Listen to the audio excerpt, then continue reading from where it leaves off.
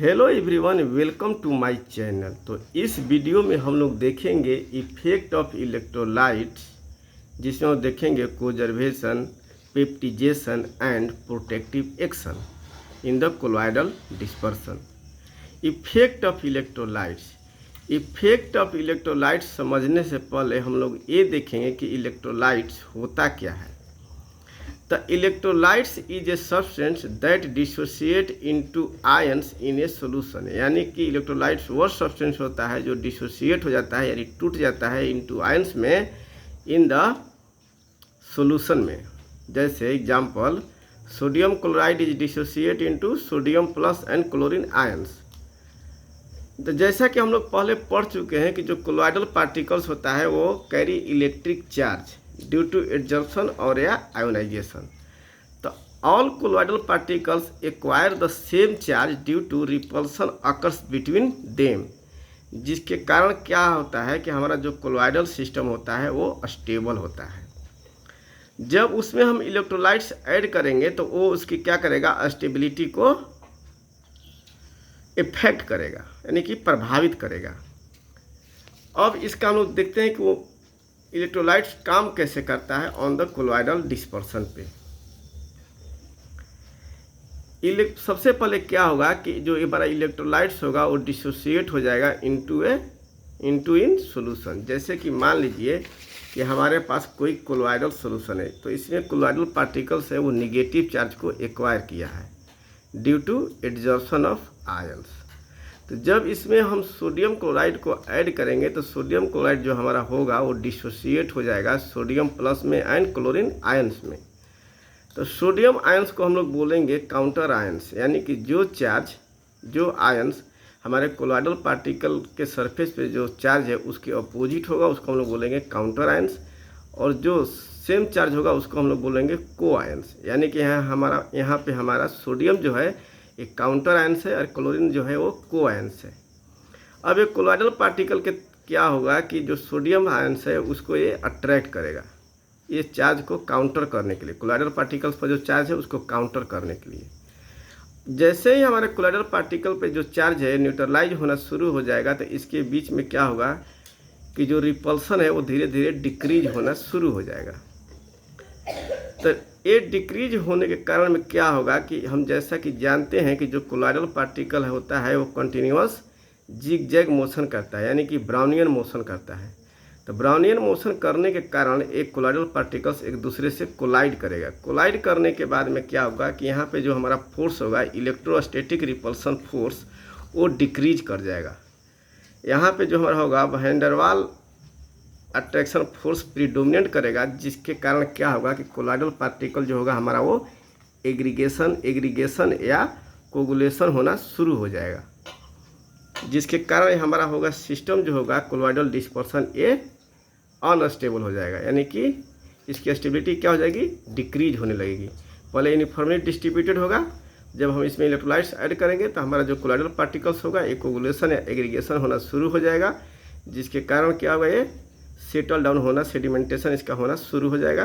तो सिस्टम की स्टेबिलिटी क्या हो जाएगी, वो डिक्रीज होने लगेगी। तो इसका मैकेनिज्म देख लिए हम लोग, मैकेनिज्म फिर देख लेते हैं। Oppositely charged ion get attach to the colloidal particles, जो यानी हमारा सोडियम पार्टिकल्स है, जो सोडियम आयंस है वो कोलॉइडल पार्टिकल पर क्या हो जाएगा, स्टिक होना शुरू हो जाएगा। These ions neutralise the surface charge, जो हमारा कोलॉइडल पार्टिकल्स पर चार्ज होगा उसको सोडियम आयंस क्या करेगा, न्यूट्रलाइज कर देगा। न्यूट्रलाइज करने के कारण क्या होगा कि रिपल्सन डिक्रीज हो जाएगा, पार्टिकल जो हमारा कोलॉइडल पार्टिकल्स होगा वो एग्रीगेट होना शुरू हो जाएगा और कोगुलेशन हो जाएगा, कोगुलेशन अकर्स। इम्पोर्टेंट इफेक्ट, यानी कि हम जब इलेक्ट्रोलाइट्स ऐड करेंगे तो क्या क्या हमारा इम्पोर्टेंट इफेक्ट आएगा। तो फर्स्ट इफेक्ट जो हमारा होगा वो होगा कोगुलेशन, या उसको बोलते हैं फ्लोकुलेशन। तो कोगुलेशन होता क्या है, तो कोगुलेशन जो होता है conversion of colloidal particles into the aggregates, यानी जो कोलॉइडल पार्टिकल्स एग्जिस्ट कर रहा है डिस्पर्सन सिस्टम में एज ए सेपरेट एंटिटी, वो क्या करेगा कि एक दूसरे से स्टिक होना शुरू हो जाएगा, एग्रीगेट्स होना शुरू हो जाएगा, जिसको हम लोग कहते हैं प्रेसिपिटेट। एग्जाम्पल अभी हम लोग देखें कि addition of sodium chloride to the gold sol. यदि हम लोग गोल्ड सोल में सोडियम क्लोराइड को अटैच करेंगे, ऐड करेंगे, तो क्या होगा कि जो हमारा गोल्ड आयंस होगा वो एग्रीगेट होना यानी प्रेसिपिटेट होना शुरू हो जाएगा। इसका एक इम्पोर्टेंट वो है, हेडिंग है हार्डी-सुल्जे रूल। हार्डी-सुल्जे रूल क्या कहता है? कोगुलेशन पावर, जो हमारा इलेक्ट्रोलाइट्स होगा उसका जो कोगुलेशन पावर होगा वो डिपेंड करेगा काउंटर आयंस के बैलेंसी पर। अगर हमारे पास अगर मान लीजिए कि कोई नेगेटिव चार्ज सोल है, यानी कि वैसा कोलोइडल सिस्टम जो negative charge colloidal particles acquire किया हुआ है, उसमें क्या होगा कि जो एल्युमिनियम आयन होगा वो मोर कोगुलेशन कॉज करेगा इन रिस्पेक्ट टू मैग्नीशियम, और मैग्नीशियम ज़्यादा करेगा इन रिस्पेक्ट टू सोडियम, यानी कि higher valency of the electrolytes stronger coagulation. यानी कि हायर वैलेंसी जब होगा इलेक्ट्रोलाइट्स का तो ज़्यादा कोगुलेशन, स्ट्रॉन्गर कोगुलेशन शो करेगा।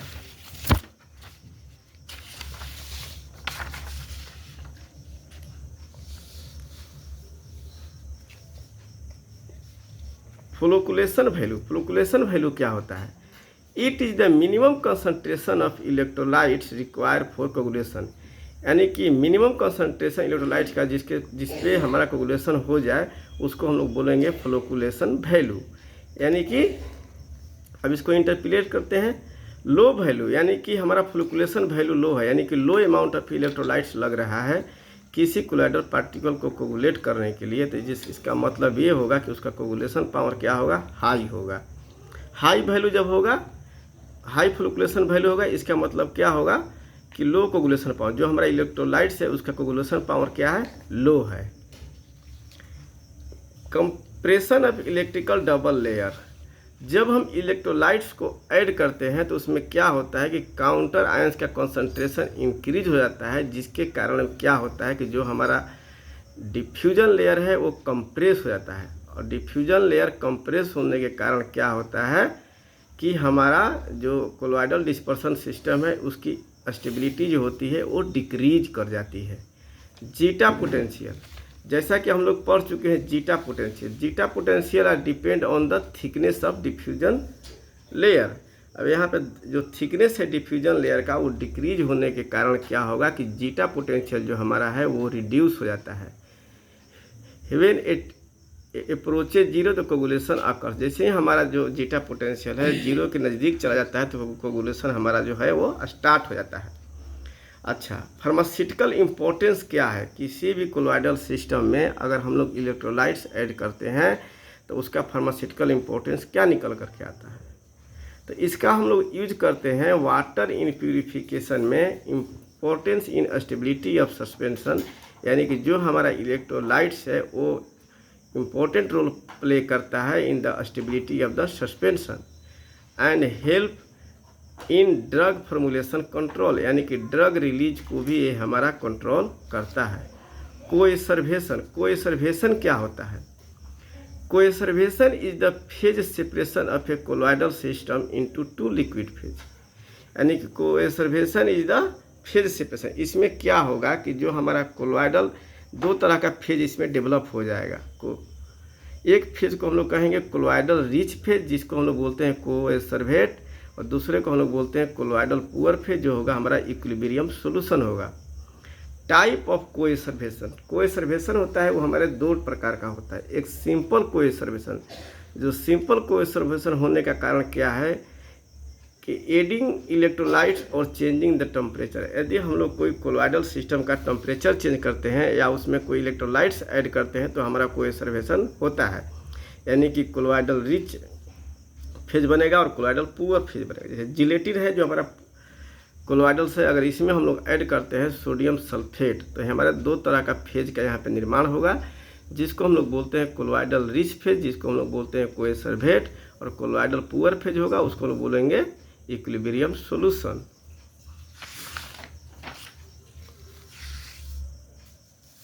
समझ में आ रहा बाबू? कॉम्प्लेक्स कोएसर्वेशन, दो तरह का कोएसर्वेशन है, सिंपल कोएसर्वेशन एंड कॉम्प्लेक्स कोएसर्वेशन।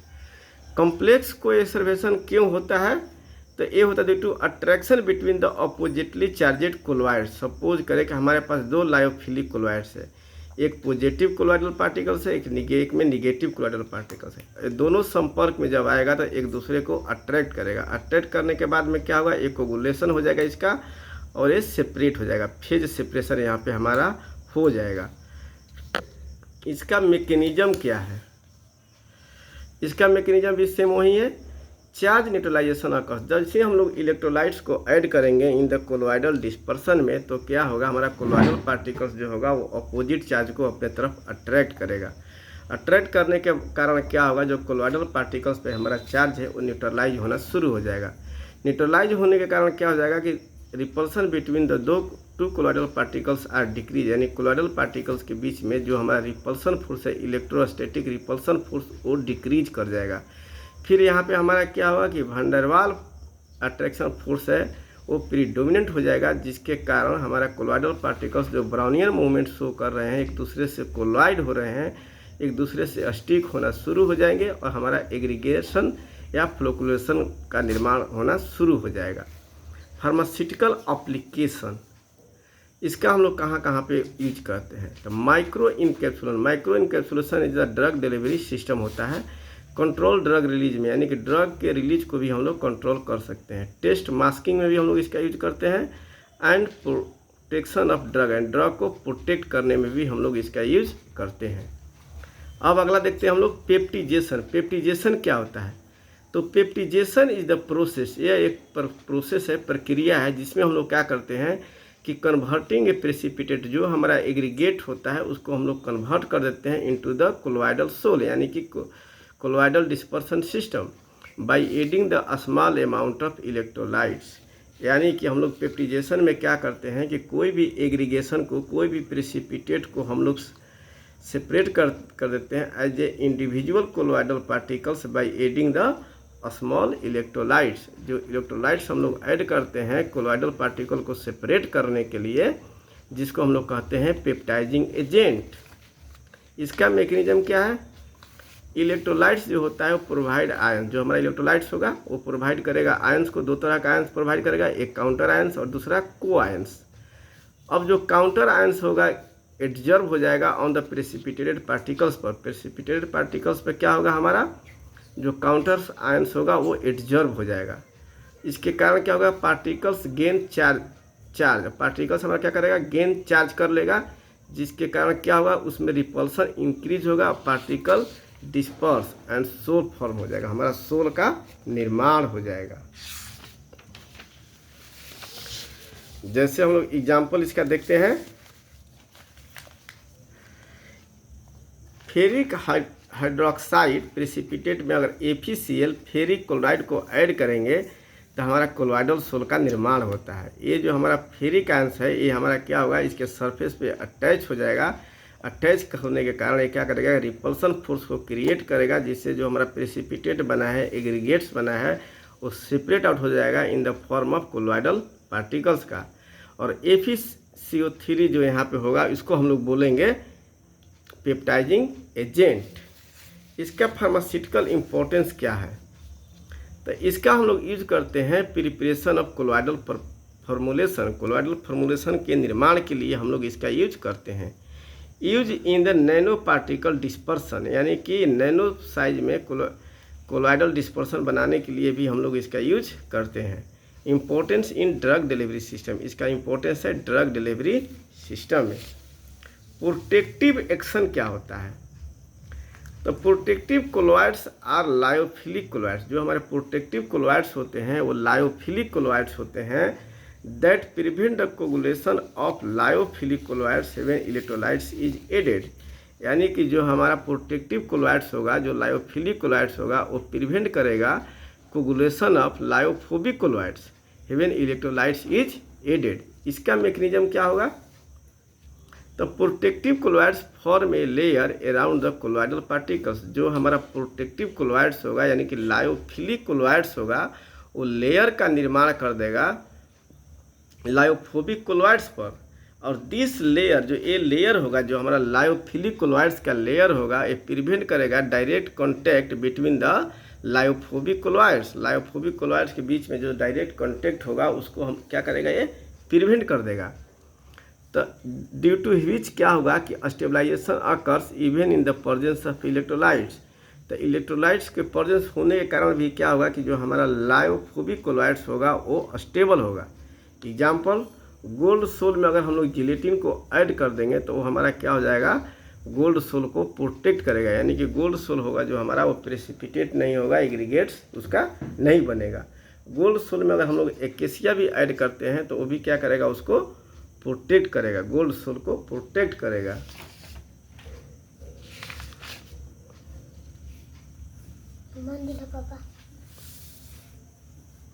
अब देखते हैं कि गोल्ड नंबर क्या होता है। अमाउंट ऑफ प्रोटेक्टिव सोल, यानी कि amount of lyophilic sol in the Mg required to prevent the coagulation of 10 ml of gold sol by 1 ml of 10% NaCl, यानी कि 10% 1 ml NaCl के साथ जो लायोफोबिक कोलॉइड्स है, गोल्ड सोल है 10 ml, उसको प्रिवेंट करने के लिए, कोगुलेशन को प्रिवेंट करने के लिए जितना अमाउंट हमारा लगेगा लायोफिलिक कोलॉइड्स, उसी को हम लोग कहेंगे गोल्ड नंबर। अगर सपोज करिए कि गोल्ड नंबर जो हमारा लो है, लो करने का मतलब ये है कि जो हमारा लायोफिलिक कोलॉइड्स है उसका प्रोटेक्टिव पावर क्या है, ज़्यादा है, और हाई गोल्ड नंबर है, इसका मतलब ये हुआ कि जो हमारा लायोफिलिक कोलॉइड्स यूज कर रहे हैं एज ए प्रोटेक्टिव एजेंट, उसका कोगुलेशन पावर क्या होगा, लो होगा। ऑर्डर ऑफ प्रोटेक्टिव पावर, तो ऑर्डर ऑफ प्रोटेक्टिव पावर क्या होगा, जिलेटिन का सबसे ज़्यादा होगा, इसके बाद कैसीन होगा, इसके बाद स्टार्च होगा, इसके बाद गम एकेसिया होगा। यानी कि जो जिलेटिन हम लोग ऐड करेंगे गोल्ड सोल को प्रोटेक्ट करने के लिए, उसमें जिलेटिन का जो क्वांटिटी लगेगा वो कम होगा, इसके बाद कैसीन का कम होगा, इसके बाद स्टार्च होगा, इसके बाद गम एकेसिया होगा। अब देखते हैं इसका फार्मास्यूटिकल इम्पोर्टेंस क्या है। तो फार्मास्यूटिकल इम्पोर्टेंस, तो फार्मास्यूटिकल इम्पोर्टेंस में इसका आ जाएगा stabilisation of suspension and emulsion, यानी कि सस्पेंशन और इमल्सन को स्टेबलाइज करने के लिए भी हम लोग यूज करते हैं, लायोफिलिक कोलॉइड्स का यूज करते हैं। यूज इन इंजेक्टेबल्स, इंजेक्टेबल्स को भी स्टेबलाइज करने के लिए हम लोग यूज करेंगे। और improve the self life of formulation, यानी कि फॉर्मुलेशन के सेल्फ लाइफ को भी बढ़ाने के लिए हम लोग इसका यूज करेंगे, यानी कि लायोफिलिक कोलॉइड्स का यूज करेंगे इन द लायोफोबिक कोलॉइड्स में टू प्रिवेंट द कोगुलेशन। तो हम आशा करते हैं कि आप लोगों को ये टॉपिक बहुत अच्छे से समझ में आ गया होगा। अगर इस टॉपिक से रिलेटेड कोई भी क्वेरी आप लोग के पास है तो प्लीज़ हमें कमेंट करिए, हम उसको क्लियर करने की कोशिश करेंगे। Thank you.